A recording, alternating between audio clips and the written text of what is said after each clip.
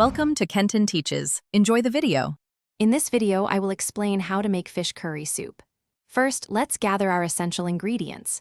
You'll need about 5 pounds of firm white fish fillets like cod or snapper. Also, prepare your aromatics, 1 onion, 3 cloves of garlic, and a 2-inch piece of ginger. Don't forget 1 can of full-fat coconut milk, 4 cups of fish or vegetable broth, and 2 tablespoons of a good quality curry paste. Fresh cilantro and lime are perfect for garnish. Now, let's build the foundation of our delicious soup.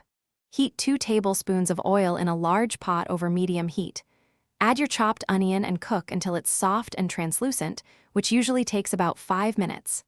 Next, stir in the minced garlic and grated ginger, cooking for just 1 minute until fragrant. Finally, add 2 tablespoons of your chosen curry paste, stirring constantly for about 30 seconds to toast it and release its full aroma. With our aromatic base ready, it's time to create the soup. Pour in 4 cups of fish or vegetable broth and 1 can of full-fat coconut milk. Stir everything together well. Bring the mixture to a gentle simmer over medium-low heat, making sure not to boil it vigorously.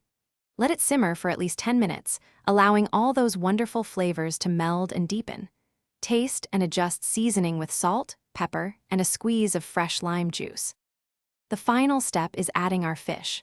Gently place your 5 pounds of fish fillets into the simmering soup. Cook for about 5 to 8 minutes, or until the fish is opaque and flakes easily with a fork. Be careful not to overcook it. Remove from heat, stir in a generous handful of fresh cilantro, and add another squeeze of fresh lime juice for brightness.